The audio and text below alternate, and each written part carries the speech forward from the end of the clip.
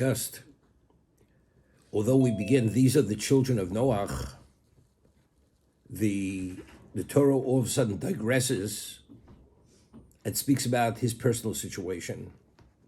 Who is he? Noach ish tzaddik, Tomei hu b'dorosov.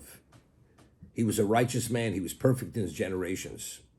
So he explained, he cited the pasuk in Mishlei, Zecher tzaddik levrocha. That when you mention the tzaddik, immediately you have to acknowledge who he is, to identify who he is. Why? Because Shlomo says in Mishlei, in Proverbs, Zecher tzaddik levrocha. When you mention the tzaddik, it has to be in the context of brocha.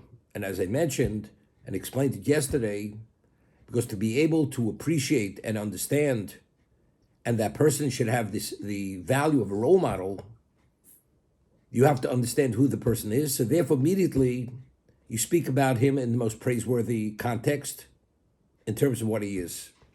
So therefore, the takeaway is something positive. But if something is evil, like a Rosha, Shlomo says, Shem Rishonim Yirkov. The name of the evil should rot. Therefore, you don't praise or you don't speak about anything positive about a Rosha, about an evil person, because that level of representation you want to be totally obliterated, should totally disappear. That should not be a takeaway for anyone. Therefore, Shem Rishonim Yirkov, it should rot. Therefore, it's a necessary digression to appreciate the man who we're speaking about. Dover Acher, another interpretation. Lomei She'ika told Hussein Shel Tzadikim Masim Tovim. The primary accomplishments of a tzaddik are his own deeds, are his good deeds. Although you have children, we all know that every human being is endowed with bechira, with free choice. A person could do his best in terms of raising his child. We find Chizkiyahu Melech Yehuda, who was a tzaddik, who was a person who even initially, who was considered to be Mashiach, but yet he had a son Menashe who was evil, and initially he didn't procreate, knowing that he would have such a son.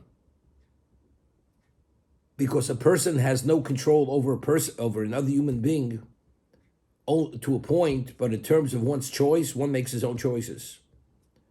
So what is considered one's ultimate accomplishment? Not the children, but rather your own deeds, good deeds, because those deeds are fully within your potential, within your dominance, that Hashem gives you that ability to make those choices. And if you succeed, it's fully attributed to yourself. Therefore, the main toldos, derivatives, accomplishments of a human being are his own good deeds. Children, you have to have merit, schus, to have those special children.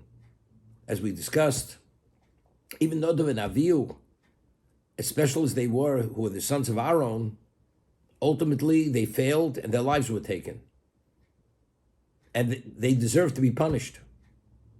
Because at Kabbalah Torah, when the Shekhinah was in the most obvious setting, they gazed at the Shekhinah, which was considered a degree of arrogance. And that arrogance took them down ultimately, because instead of consulting Moshe Rabbeinu about the halach of bringing that fire, whether they were permitted to burn the incense or not, they did not. So that flaw, but that was their choice. And we discussed the Orach Chaim HaKodesh. Aaron, only his chus could have protected them, that they should have clarity. Because Aaron wasn't worthy, because he participated in the Chet Egel, therefore his children did not merit that clarity due to his merit.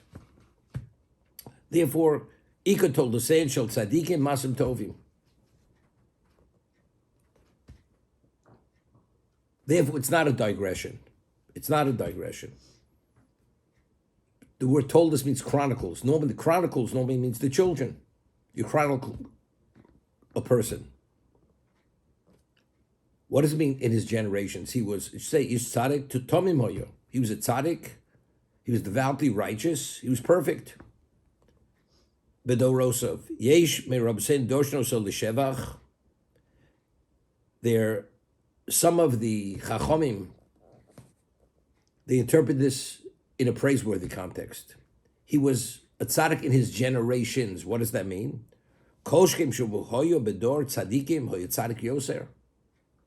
If he would have been in a more conducive environment for spirituality, for righteousness, he would have even been a greater tzaddik.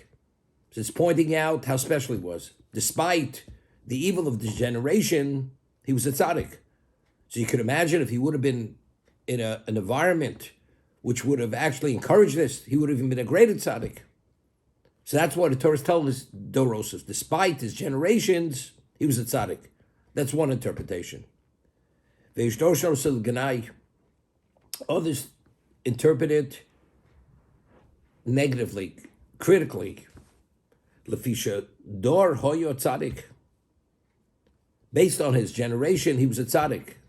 Relatively speaking, he was a tzaddik.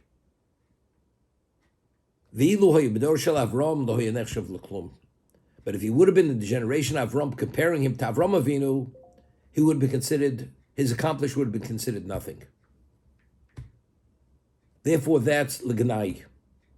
Avram was born into a pagan world. Avram's environment was not any better than Noach's environment, to a degree. The world was absent of spirituality. We discussed Noach. Who's Noach's father? Noach's father was Lemech. His grandfather was Meshuselach. At least he had an upbringing where he had mentors who mentored him in spirituality. Of course, he could have chosen to do differently. Avram Avinu, who was his father? His father was Terach. The man was a pagan. The world was pagan. The king was a pagan. Despite all that, as we'll see later when we study the Parsha of Lech Lecha, at the age of 3, Avram Avinu was able to come upon the truth, to recognize God. Because if you remember, the Gemara says, based on the post, says, Ekev, Asher Shama Avram Bekoli. Ekev, Gematria, numerically, is 172. Ekev. Because Avram heeded my voice. Torosi Mishmarti, Vitorosoi, the Torah Shebechsav, Torah Shebal Peh, or even the fences. He already recognized God from the time he was 3 years old, because Avram lived 175 years. So if you deduct 3 years from 175, it's 172. So for 72 years, Avram Avinu already was involved. Avram, what was his role models? What was his environment? He didn't have it. So if he would have been in the generation of Avram, compared to Avram, he would have been considered anything. So we have two possible understandings. What exactly does the Torah want to tell us when it says Dorosov? Is it something very positive? Despite the environment, he was a tzaddik? Or he wants to tell me Dorosov's only relative to his generations, he was a tzaddik. But if he would have been in the generation of Avram Avinu, he would have been considered ordinary, compared to Avram's type of tzaddik. So the question is, if we interpret it positively, why interpret it negatively? That's firstly. And factually, they're both in agreement to that reality. Despite the negative influences of the generation, it was not conducive to spirituality, he was a tzaddik. Nobody's disagreeing with that. Everybody agrees that if you had been in the generation of Avram Avinu, comparing him to Avram, he would have been considered ordinary. So factually, they both agree what the other one is saying. The question is, what exactly is the intent of the Torah? To bring out which point? The positive aspect, despite the negative influence, he was a tzaddik, or to say relative to his generation was a tzaddik, but if he would have been the generation of Avram Avinu, he would have been considered ordinary, not exceptionally special. Just a simple understanding. Rabbi? 1 second. So how exactly do we understand it? Well, the pasuk concludes, Es Holakim Salech Noach.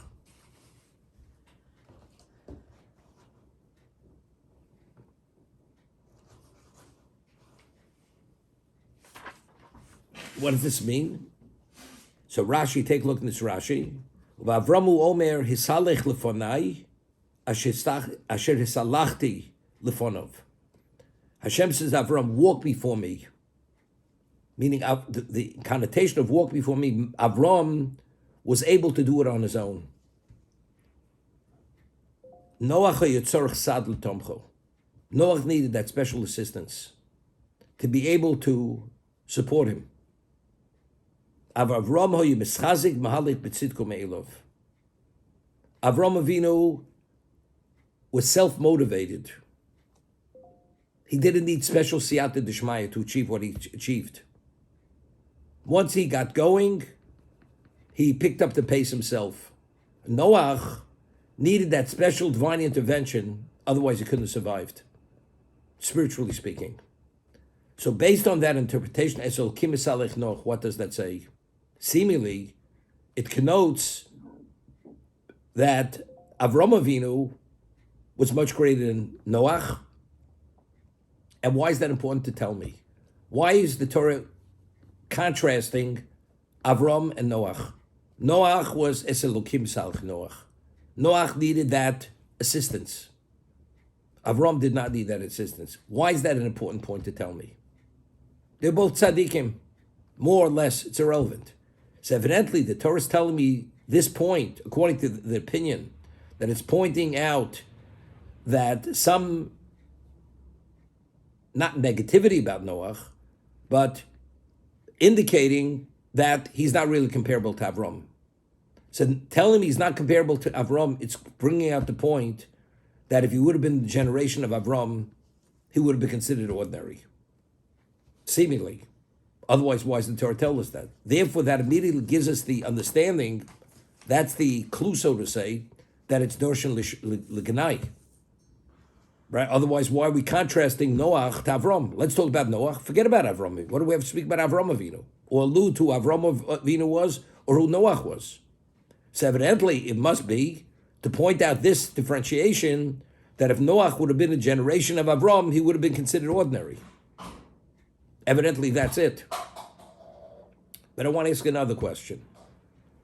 What determines, that we read in Pirkei Avos, Lefum Tzaragra, based on one's level of sacrifice and the difficulty to succeed, that determines the quality and the value of the action. So let's say a person, he has greater challenges than another person. Give you an example. A person has a genius mind, and for him to study, and he's attracted to the study of Torah. Another person's mind doesn't have that level of genius or understanding, and he has to really toil. And despite his limitation, he toils, and he's fully invested as much as the person who has the genius mind. Who gets greater credit? There's no question, the person who actually toils to a greater degree, because he has greater difficulty achieving that. Correct? So if that's the case, Noach, despite the influence of his generations, where he had no support system, so seemingly, even though he may have been considered ordinary to Avram's generation, he would have been considered ordinary, but his accomplishment is very monumental. Because seemingly it should be an impossibility with this overwhelming level of influence. So you'd say Avram Avinu is the same thing. Avram Avinu was born in a pagan world. We're not comparing in terms of schar, what he's worthy. We're not talking about worthiness. We're talking about in terms of his level, to what degree did he advance himself? His level of advancement where he's at, in Avram, to Avram, he would have been considered ordinary. We're not talking about what is he deserving. Noach is deserving of everything. He saved the world. We're talking, but if you grade to what level did he advance himself, comparing him to where Avram advanced himself and he advanced himself, they're not at the same level. Not credit worthy or what they deserve. That's not our discussion here.